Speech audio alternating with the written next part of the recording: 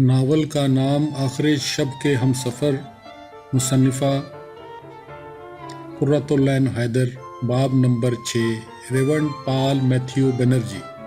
Mission compound کے دیسی گرجا گھر کے اندر کرسمس کی تیاریوں کے سلسلے میں تیز روشنی ہو رہی تھی۔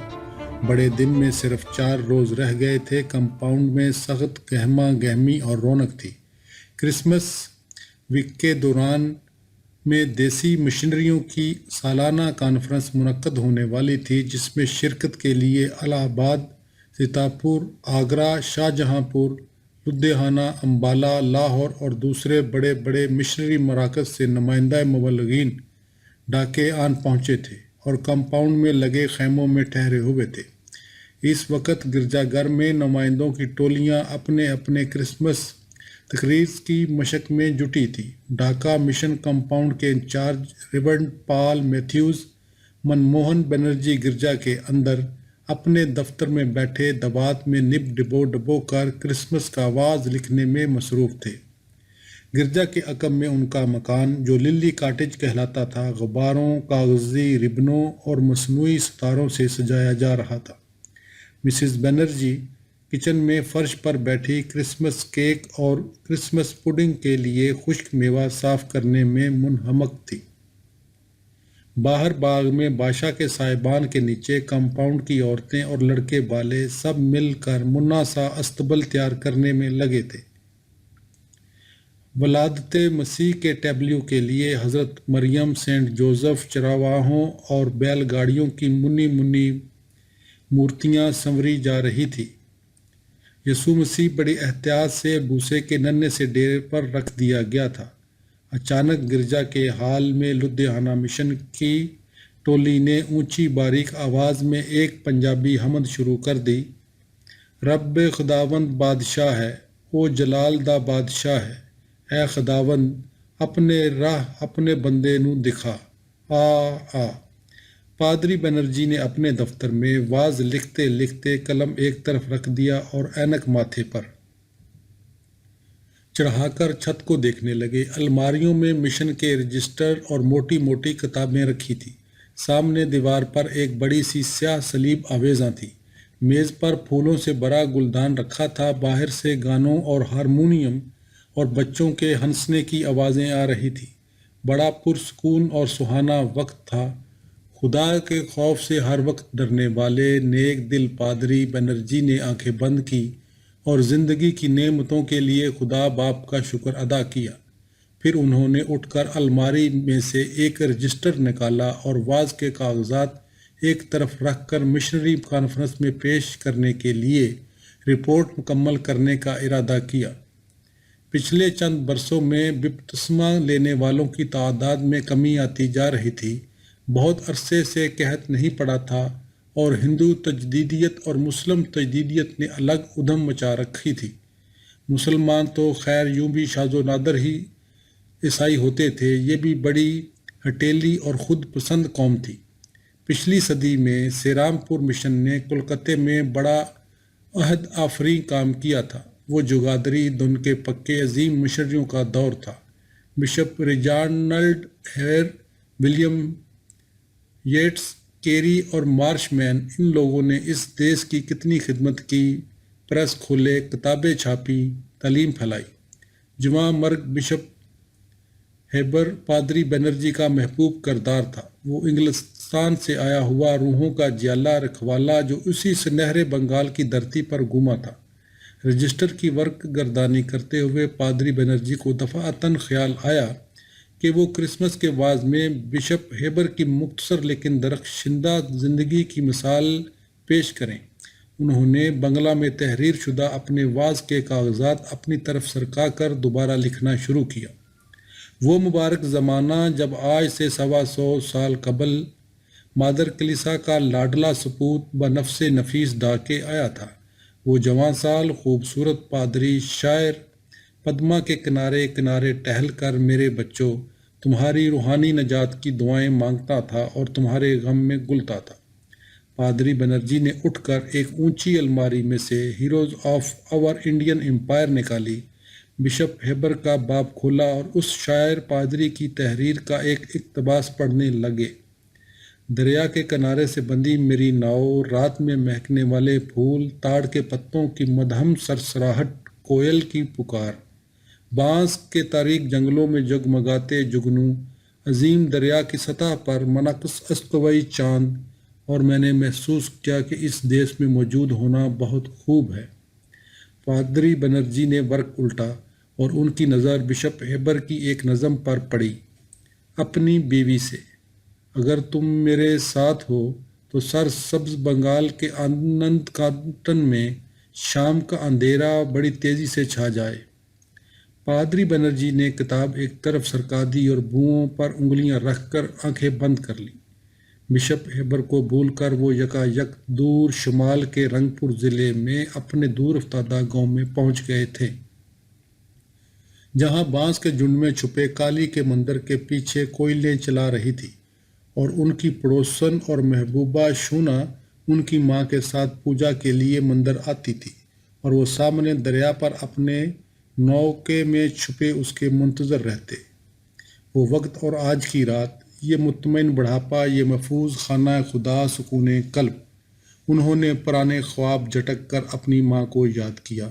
نجات جس کی قسمت میں نہ تھی، ماں تو بت پرستی کی گمراہی میں مبتلا ہی دوسری دنیا کو چلی گئی۔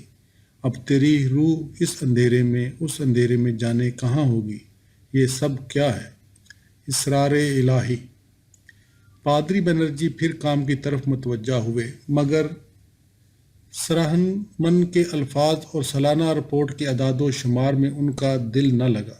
روحوں کے اعداد و شمار، نجات یافتہ روحیں، گمشدہ روحیں۔ انہوں نے رجسٹر زور سے بند کیا اور قریب کی الماری میں سے ایک اور پرانی کتاب اپنی طرف کھینچی۔ انگلستان میں راجسدام منموہن رائے کے آخری ایام، از میری کارپینٹر۔ انہوں نے بے دہانی سے ورق گردانی کرتے ہوئے ضمیمے کے آخری صفحات کھولے۔ 4 قابل قدر نیٹو کرسچین۔ نمبر 1، سرجو کمار چکربتی، اونچی ذات کا برہمن، خود اپنی درخواست پر لندن میں بپتسمہ حاصل کیا۔ لندن یونیورسٹی سے ڈگری لینے کے بعد کولکتہ میڈیکل کالج سے وابستہ ہوا۔ 1855 میں لندن واپس آ گیا اور پہلا نیٹو تھا جو کمپنی کی نئی کووننٹڈ میڈیکل سروس میں شامل ہو گیا۔ نمبر 2، بولو ناتھ داس، مارکہ ستلج کے مقام پر اپنی کمپنی کی افواج کا اسسٹنٹ سرجن تھا، بعد میں ڈھاکہ کا سول سرجن بنا۔ 3، دوارکا ناتھ بوس، کولکتہ میں ڈاکٹر تھا۔ نمبر 4، گوپال چندر سیل۔ آخری نام پر پہنچ کر پادری بنرجی ٹھٹک گئے اور گزشتہ صدی میں مس کارپینٹر کی لکھی ہوئی کتاب، جس میں مصنفہ نے یہ ثابت کرنے کی کوشش کی تھی کہ رام موہن باپو دراصل عیسائی ہو گئے تھے، آہستہ سے بند کر دی۔ یہ محض اتفاق تھا یا اسی کو ہندو کرم اور سنسکار کہتے ہیں اور مسلمان نوشتہ تقدیر، لیکن ہم عیسائی حسن اتفاق کو گریس آف گاڈ کہیں گے۔ لیکن زندگی کا دھارا اچانک ایک دم کس طرح اپنا رخ بدل لیتا ہے۔ ایک انسان کے کسی ایک مخصوص سمت قدم اٹھانے سے اس کی ساری آنے والی نسلوں کا مستقبل مختلف ہو جاتا ہے۔ اور مستقبل کیا ہے؟ اس غیر اہم بھولے ہوئے نام گوپال چندر سیل کو دیکھو۔ یہ آج سے 100 برس قبل میرے گاؤں میں پیدا ہوا تھا۔ وہ عیسائی ہو کر ڈاکٹری پڑھنے ولایت گیا اور وطن واپس آ کر بیچارہ نوجوان دریا میں ڈوب کر مر گیا۔ اور ایک روز میں منموہن بنرجی، ایک مفلس 16 سالہ طالب علم، لال منیر ہاٹ سے اپنے گاؤں جا رہا تھا، جب اسٹیمر پر ایک بوڑھا انگریز مشنری مجھے ملا اور اس نے مجھ سے میرے گاؤں کا نام پوچھا اور بڑی مسرت سے بتایا کہ اسی گاؤں کے ایک قابل فخر نیٹو نوجوان گوپال چندر سیل کو اس کے باپ نے بپتسمہ دیا تھا، لیکن میں نے اس نوجوان کا کبھی نام بھی نہ سنا تھا۔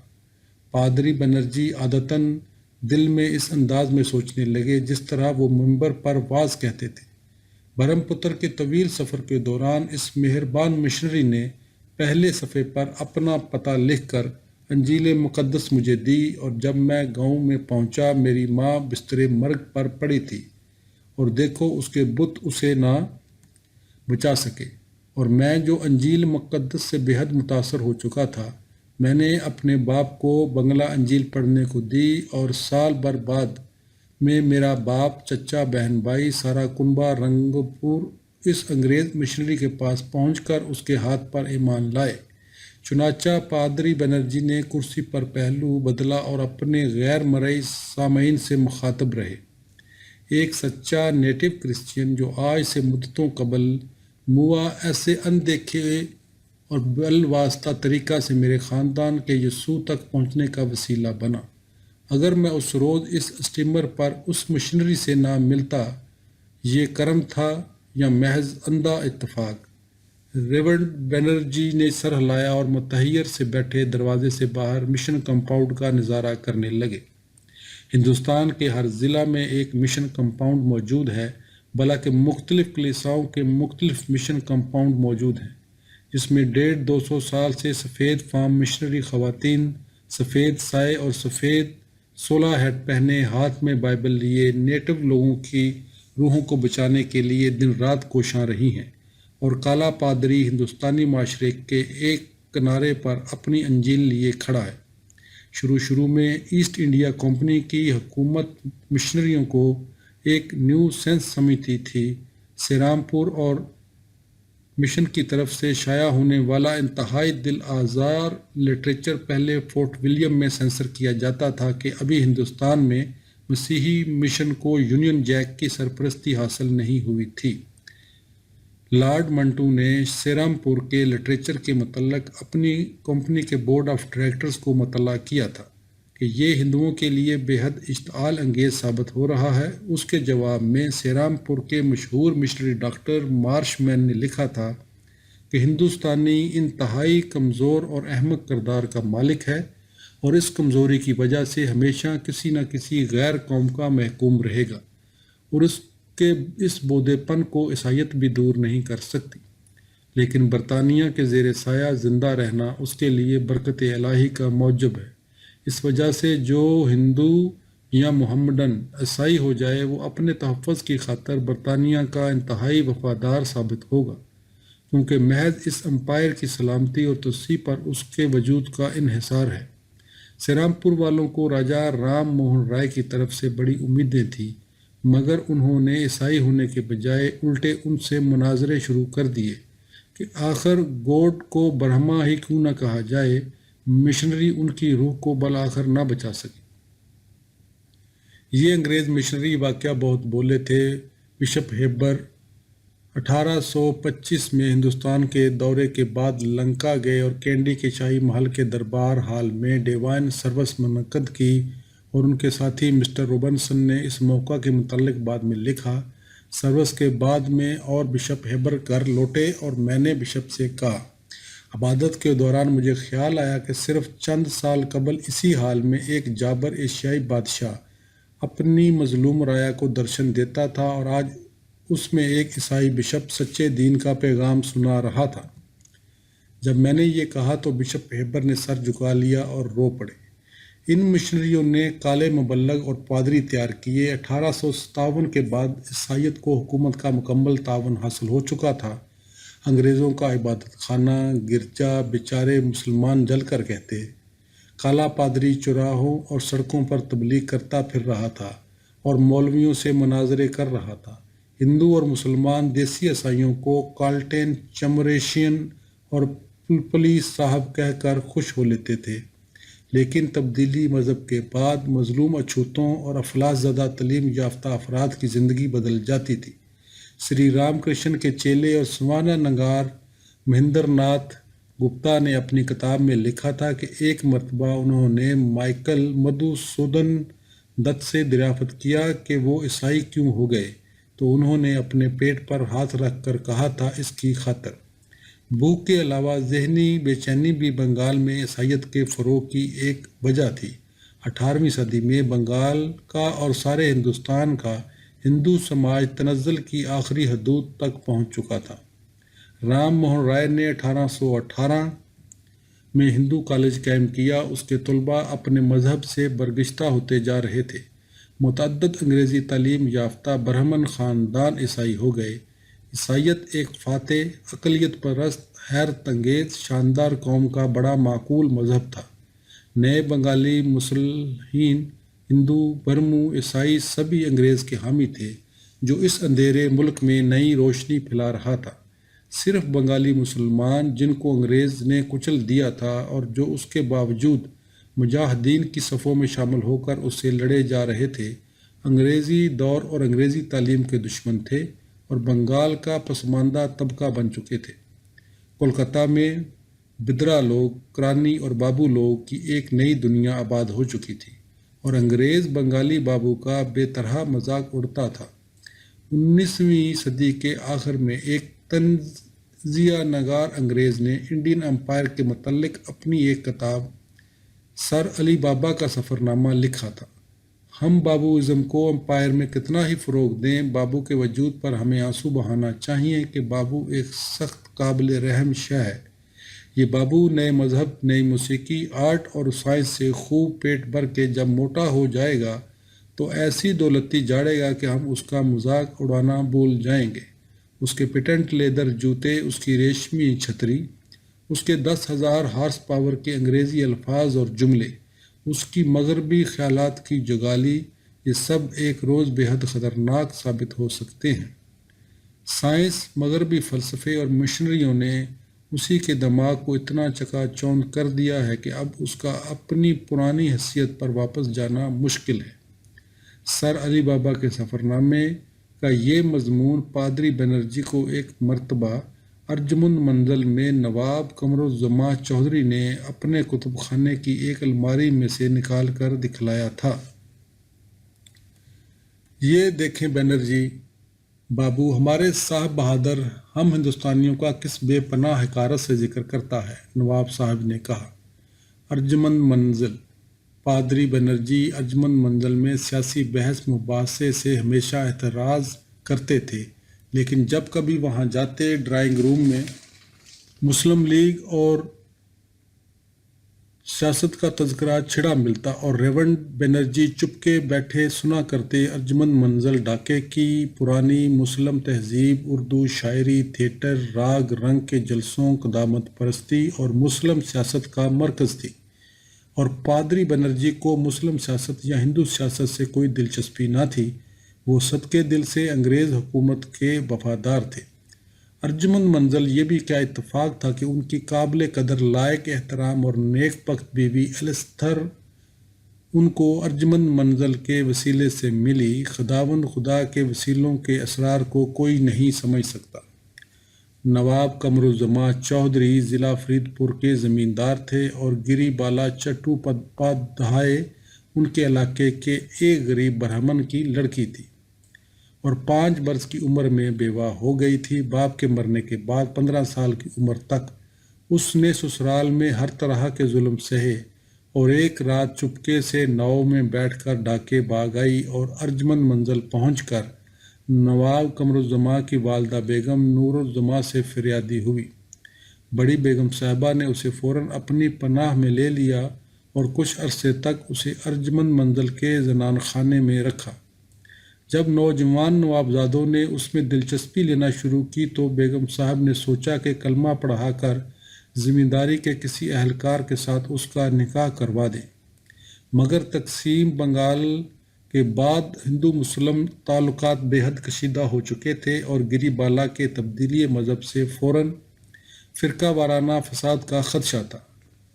اگر یہ بات بے حد دلچسپ تھی کہ عیسائی ہو جانے پر ہندو عیسائی فساد نہیں ہوتے تھے، اس موقع پر ڈھاکے کے انگریز بڑے پادری رائٹ ریونڈ براؤن کی میم آڑے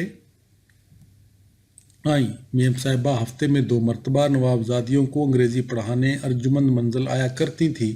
بڑی بیگم نے گری بالا کو میم صاحب کے ذریعے ان کے مشن اسکول میں داخل کروا دیا۔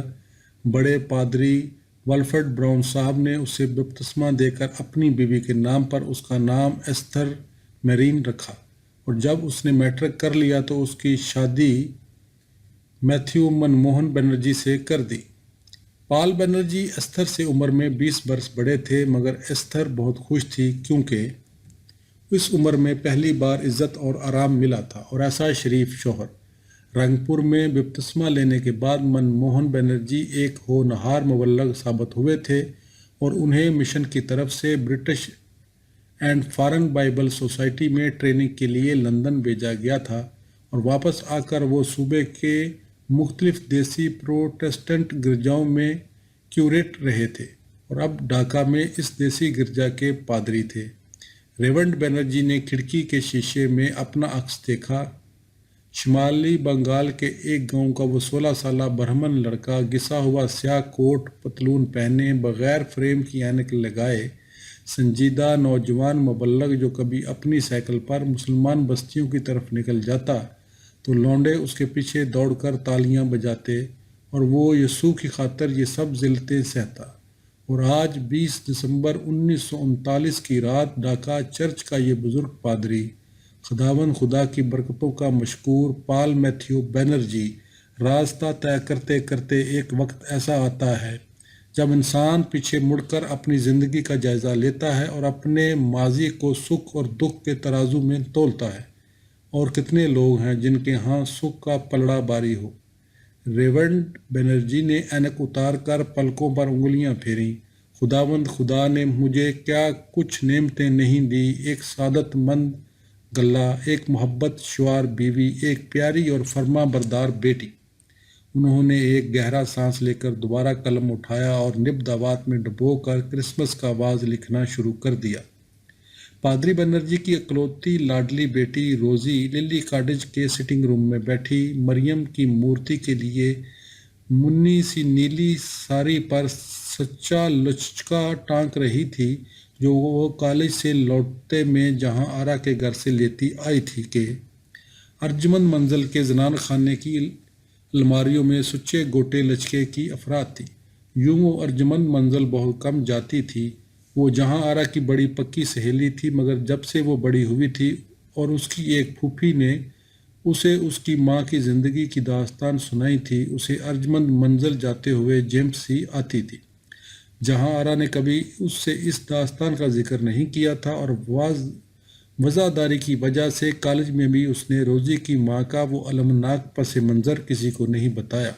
اس کے باوجود روزی کو لاشعوری طور پر نوابوں اور زمینداروں کے مسلمان معاشرے اور قدیم وحشیانہ رسوم سے جکڑے تنگ نظر ہندو سماج سے نفرت تھی۔ ساتھ ہی اسے اپنے دیسی عیسائی طبقے کی مضحکہ خیز حیثیت کا بھی خاصا احساس تھا۔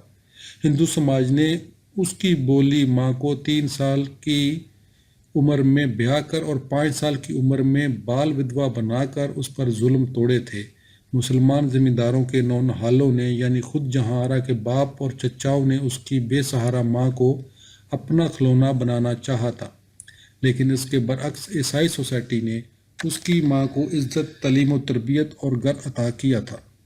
ان سارے آپس میں الجھے ہوئے حقائق کے باوجود 20 سالہ حساس اور ذہین روزی بنرجی جذباتی اور ذہنی طور پر خود کو ایک دوراہے پر موجود پا رہی تھی۔ وہ خود کو خالص ہندوستانی کلچر اور قومی سیاسی عزائم سے مماثل کرنا چاہتی تھی، لیکن اس کا عیسائی سماج انگریز کا تخلیق کردہ تھا اور انگریز کا نمک حلال تھا، اور یہ باتیں وہ اپنے شفیق اور نیک طینت باپ سے کسی طرح نہ کہہ سکتی تھی، کسی سے نہ کہہ سکتی تھی۔ اور اس کی ماں استھر گیری بالا بنرجی عیسائی ہونے کے باوجود ایک خالص بنگالی پتی ورتا گھریلو خاتون تھی، جسے ان مسائل سے کوئی دلچسپی نہ تھی۔ تبدیلی مذہب کے باوجود جنوبی ہند کے عیسائیوں کی مانند بنگالی عیسائیوں پر بھی اپنے صوبے کی کلچر کا گہرا اثر باقی تھا۔ مسز ایستھر بنرجی کی سسرالی عورتیں بنگال کی بیشتر برہمن اور دوسری اونچی ذات کی عیسائی عورتوں کی طرح مانگ میں سندور لگاتی تھی اور مذہبی رسوم کے علاوہ ساری پرانی ریت رسموں کی پابند تھی۔ روزی اسکول کی 8ویں کلاس سے دیپالی سرکار کی ہم جماعت تھی۔ بڑی ہونے پر چھٹی کے گھنٹوں میں درختوں کے نیچے بیٹھ کر وہ سینئر لڑکیوں سے سیاسی گفتگو سنتی، تحریک آزادی کا ہر طرف چرچا تھا۔ بہت سی باتیں ابھی پلے نہیں پڑتی تھی، لیکن بنگال انقلابی تحریک کا پرانا گڑھ تھا اور نو عمر لڑکیوں کی سمجھ میں یہ بات آ گئی تھی کہ انگریز کو مار مار کر بھوسا بھر کے دیش سے نکال دو۔ پرانی دہشت پسند پارٹی انوشیلن کے ہیڈ کوارٹر زبردوان ضلع سے آئی ہوئی ابانی اپنے ماں باپ سے سنے ہوئے اور بندھو گھوش اور سوامی ودیکانند کی انقلابی بھائی بھوپندر دت کے قصے چھیڑتی۔ اس صدی کے شروع میں ہندوستانی انقلابی آئرلینڈ کے سن فین، روس کے سوشل ڈیموکریٹس اور میزانی کے ینگ اٹلی سے متاثر ہوئے تھے، جنہوں نے اسی زمانے میں تہلکہ مچا رکھا تھا۔ وہ WB ایٹس کا آئرلینڈ ایٹس، جو اپنے ملک کی آزادی کا نقیب تھا اور ساتھ ہی عارفانہ نظمیں لکھتا تھا، اور جو ہندوستانی روحانیت کا مداح تھا۔ ودیکانند ٹیگور ایٹس، وہ بھی کیا زمانے تھے، رومانٹک اور ولولہ خیز اور دلکش۔ روزی ان سب باتوں کو سن کر سوچا کرتی، اور 1905 کے ان انقلابیوں نے لیفٹیننٹ گورنر کو مارنے کے ارادے سے ریلوے لائن پر ایک چھوڑ 3 بار بارود بچھائی تھی، اور علی پور سازش شروع ہوئی تھی، اور CR داس نے اور ہندو گھوش کا مقدمہ لڑا تھا۔ اور اسی وقت بربن گھوش نے کہا تھا، ہم انگریزوں کو مار کر آزادی حاصل کرنے کے خواب نہیں دیکھ رہے، ہم صرف یہ ثابت کرنا چاہتے ہیں کہ ہم میں مارنے اور مرنے کی ہمت ہے۔ یورپ میں ہندوستانی طلباء نے انقلابی گروہ بنائے تھے، سکھ کسانوں نے امریکہ اور کینیڈا میں غدر پارٹی قائم کی تھی، اور 1909 میں سر کرزن ولی کو، جو ہندوستان کے خلاف قانون بنا رہا تھا، لندن میں ایک ہندوستانی طالب علم مدن لال نے گولی کا نشانہ بنا دیا تھا اور پھانسی پر چڑھا تھا۔ دہلی میں لارڈ ہارڈنگ پر بم پھینکا گیا تھا اور 4 نوجوان دار پر جا لٹکے تھے۔ آج سے 25 سال پہلے مغربی سامراجیوں نے آپس میں اسی طرح کی ایک بھیانک جنگ لڑی تھی، اور اس زمانے میں ہندوستانی انقلابیوں نے برلن کمیٹی بنائی تھی، جس میں سروجنی دیوی کے بھائی وریندر چٹوپادھیا اور راج مہندر پرتاپ اور بھوپندر ناتھ دت اور سوہن سنگھ اور برکت اللہ اور چمپک رمن پلے اور MN رائے شامل تھے۔ بنگالی، پنجابی، مدراسی، ہندو، مسلمان، سکھ، کون کہتا ہے کہ ہندوستانی قوم متحد نہیں ہو سکتی؟ اور غدر پارٹی کے اراکین امریکہ سے ہندوستان پہنچے تھے، اور 21 فروری 1915 نئے غدر کی تاریخ مقرر ہوئی تھی، اور فوجی سپاہی UP اور پنجاب میں غدر شروع کرنے والے تھے، جب کسی میر جعفر نے پھر حکومت سے مخبری کر دی۔ پھر سینکڑوں کو پھانسی لگی، سینکڑوں کالے پانی گئے۔ عدم تعاون اور خلافت کی تحریک کی ناکامی کے بعد 1924 میں تشدد پسند تحریک دوبارہ شروع ہوئی اور پھانسی کی کوٹھریاں آباد ہوئیں۔ UP میں انقلابیوں نے کاکوری میں سرکاری خزانہ لوٹا اور شفاق اللہ اور اس کے ساتھی پھانسی پر چڑھے۔ آندھرا میں الوری سیتارام راجو کے گوریلا دستے حکومت سے لڑتے پھرے اور مارے گئے۔ سردار بھگت سنگھ نے مرکزی اسمبلی میں بم پھینکا اور کہا ان کا مقصد ملک میں اشتراکی حکومت قائم کرنا ہے، اور پھانسی پر چڑھے۔ ہندوستانی سوشلسٹ ریپبلکن آرمی کے کمانڈر الہ آباد میں پولیس سے لڑے اور مارے گئے۔ چٹگام میں 22 اپریل 1930 کو آئرلینڈ کے ایسٹر منڈے کی طرح کی مورکہ آراریاں ہوئیں، اور انقلابیوں کی نئی نوجوان ترک پارٹی جگانتر نے سرکاری اسلحہ خانے پر حملہ کیا، اور جگانتر کے لیڈر سوریہ سین اور ان کے ساتھی جلال آباد کی پہاڑیوں پر برطانوی فوج کا مقابلہ کرتے ہوئے مشین گنوں سے شہید ہو گئے۔ نوجوان کلپنا دت کو قید کر لیا گیا، اور کالج گریجویٹ پریتی لتا چٹگام کے یورپین کلب پر مسلح حملے کی قیادت کرتی ہوئی پکڑی گئی، اور پولیس کے قبضے میں آنے سے پہلے اس نے خودکشی کر لی۔ نوجوان شانتی دیوی اور سمتی دیوی کو کومیلا کے ڈسٹرکٹ مجسٹریٹ کو پستول کا نشانہ بنانے کی سزا میں کالے پانی بھیج دیا گیا۔ کماری بینا داس نے بنگال کے گورنر پر گولی چلا دی۔ چند سال قبل ہی کی بات ہے، بنگال کے inspector general police, inspector general of prisons اور سیشن جج علی پور سب کو موت کے گھاٹ اتار دیا گیا۔ ضلع مدنہ پور کے 3 انگریز جج ایک کے بعد ایک مارے جا چکے تھے۔ یورپین ایسوسی ایشن کے پریزیڈنٹ، اسٹیٹس مین کے ایڈیٹر اور سر چارلس ٹیگار رٹ پر قاتلانہ حملے افسوس کے ناکام رہے تھے۔ جگانتر کا ہیڈ کوارٹر چٹاگام کے نزدیک دھول گھاٹ میں آج بھی موجود تھا۔ سوریا سین یعنی ماسٹر دا آج بھی بنگال کے ہیرو تھے۔ خود ہی رام باسو سے لے کر دیپالی کے چچا دنیش چندر سرکار کے زمانے تک ملک میں پھانسیوں کے سیاہ درختوں کا کتنا بھیانک جنگل کھڑا رہا تھا، جس کے ایک طرف کالا پانی تھا اور دوسری طرف اونچے قید خانے، اور یہ سارے انقلابی نوجوان بنگال کے ہیرو تھے۔ بدرا لوگ، متوسط ہندو بنگالی طبقے نے ایسے ایسے بہادر نوجوان پیدا کیے تھے، بدرا لوگ۔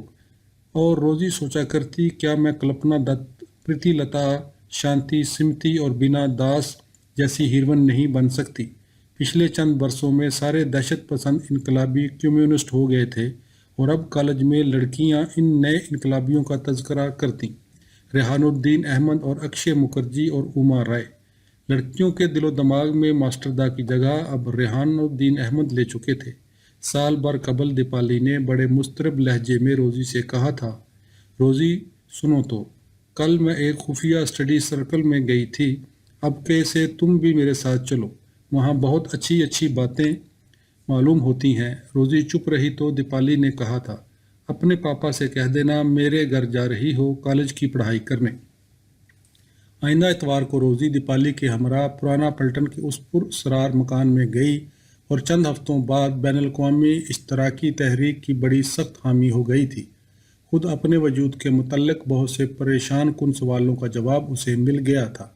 سیدھی سی بات یہ تھی کہ برطانیہ کی اقتصادی بالادستی کی وجہ سے جب ملک میں قحط پڑتا تھا اور کساد بازاری چھاتی تھی اور بے روزگاری پھیلتی تھی، تو مشنری لوگ بھوکے ننگے ہندوستانیوں کو عیسائی بنا لیتے تھے۔ پھر اس ستمبر میں جنگ چھڑی تو اسٹڈی سرکل میں اکشے دا نے روزی کو سمجھایا کہ مغربی سامراجیوں کی اس جنگ کو ہندوستان میں خانہ جنگی میں تبدیل کرنا ہمارا فرض ہے، تاکہ سرخ انقلاب فی الفور آ سکے۔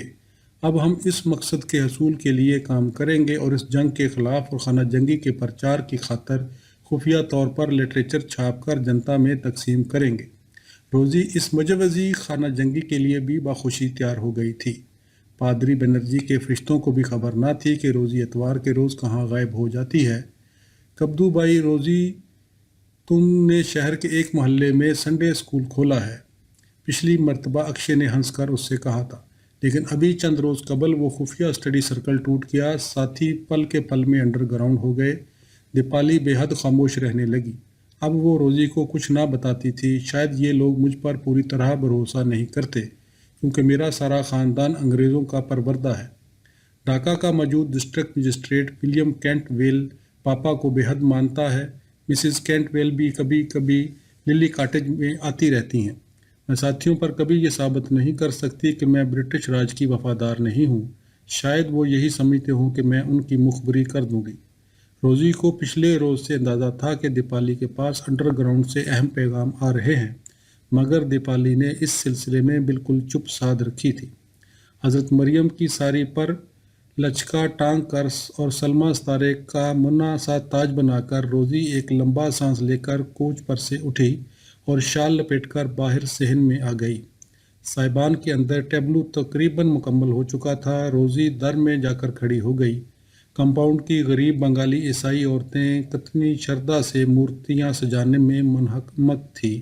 اندر جا کر اس نے مریم کی مورتی کو کپڑے پہنائے اور تاج سر پر رکھا، اور یک لخت اس نے سوچا، اس صاحبان اور درگا پوجا کے پنڈال میں کیا فرق ہے؟ ان غریب عورتوں کے لیے کیا مریم بھی لاشعوری طور پر درگا کی مانند ایک اور دیوی نہیں؟ اور کیا ہم عیسائی لوگ بت پرستی نہیں کرتے؟ پھر ہندو کافر اور گمراہ کیوں ہے؟ اگر خدا فاختہ کا روپ دھار کر دنیا میں آ سکتا ہے تو کچھوے اور مچھلی میں اوتار کیوں نہیں لے سکتا؟ میرے بیچارے پاپا، ہائے میرے بیچارے بوڑھے پاپا، تم نے ساری زندگی ان بے معنی بحثوں میں کیوں ضائع کی؟ فاختہ اور روح القدس۔ وہ یکا یک بے حد دل گرفتہ ہو کر آہستہ آہستہ قدم رکھتی گرجا گھر کی طرف بڑھی اور ہال میں جھانکنے لگی۔ ہال کے ایک کونے میں پنجابی ٹولی زور زور سے گا رہی تھی، رب خداوند بادشاہ او جلال دا بادشاہ، اونچا کرو سر او سب دا بادشاہ۔ وہ دبے پاؤں اندر پہنچی۔ لدھیانہ مشن کے پادری ریونڈ بنرجی بسواس کا نوجوان بیٹا سٹرلوتھر بسواس ہینڈل والے ہارمونیم پر بیٹھا تندہی سے حمد کی سنگت کر رہا تھا۔ اے خداوند اپنی راہ اپنے بندے نو دکھا، آ۔ روزی کو اپنے قریب کھڑا دیکھ کر وہ گھبرا کر اٹھ کھڑا ہوئے اور بھجن منڈلی بھی چپ ہو گئی۔ چند لڑکیاں سفید شلواروں، سرخ سویٹر اور سفید دوپٹوں میں ملبوس شرارت سے ہنس کر کھی کرنے لگیں۔ مسٹر لوتھر بسواس ذرا جھنک کر مسکراتے ہوئے روزی کو دیکھنے لگے۔ یہ ٹولی سب کسی اور ہی دنیا کے باشندے تھے۔ روزی اخلاقاً مسکرائی۔ سوری، میں نے آپ لوگوں کی پریکٹس کو ڈسٹرب کر دیا۔ Please carry on. آپ آئیں بیٹھیں نا روزی سسٹر، ایک پنجابی لڑکی نے کہا۔ نہیں بھئی، مجھے ابھی بہت کام کرنا ہے۔ Good night. Mister Luther Biswas کے سامنے مسکرا کر سر ذرا سا خم کرتے ہوئے وہ آگے بڑھ گئی اور دروازے پر پہنچ کر اس نے محسوس کیا کہ گو بھجن منڈلی نے دوبارہ گانا شروع کر دیا تھا، لیکن مسٹر لوتھر بسواس کی درزیدہ نگاہیں اس کا تعاقب کر رہی ہیں اور وہ بے طرح شرما رہے ہیں۔ او مائی گاڈ! اس نے ایک گہری سانس لیا اور عمارت کا چکر لگا کر پادری بنرجی کے دفتر کی کھڑکی کے نیچے پہنچی اور اندر جھانک کر دیکھا۔ پاپا اینک ناک کی نوک پر رکھے میز پر جھکے لیمپ کی روشنی میں تندہی سے واز لکھنے میں مصروف تھے۔ اسے اپنے بوڑھے باپ پر بے اختیار پیار آ گیا۔ خدایا ان کو زندہ رکھ، خدایا ان کو میرے سر پر زندہ سلامت رکھ۔ اس نے دعا مانگی اور دروازے کی طرف جا کر چپکے سے کمرے میں داخل ہو گئی۔ قلم سرعت سے چل رہا تھا، سر سر سر۔ روزی کرسی کے پیچھے جا کھڑی ہوئی اور جھانک کر پڑھنا چاہا اور دل میں مسکرائی۔ گڈ اولڈ پاپا، پاپا اور ان کے سالانہ کرسمس سرمن۔ کفارے کی نسبت جو ہمارے خداوند یسوع نے ان لوگوں تمہارے لیے کیا، اس نے جان کھوئی کہ تم اس کو دوبارہ حاصل کرو۔ گہیوں کا دانہ جو مرنے کے بعد۔ قلم کی رفتار تیز ہو گئی۔ دے جو مسیح پر ایمان لائے۔ خداوند تیری برکت تیرے بندوں پر ہے۔ اے روح القدس میں غوطہ دلائے جاویں گے کہ وہ جو ہمارے لیے موا اور مدفون ہوا اور جی اٹھا، اور وہ خداوند خدا کا اکلوتا بیٹا جو ہماری تمہاری خاطر صلیب پر لٹک گیا۔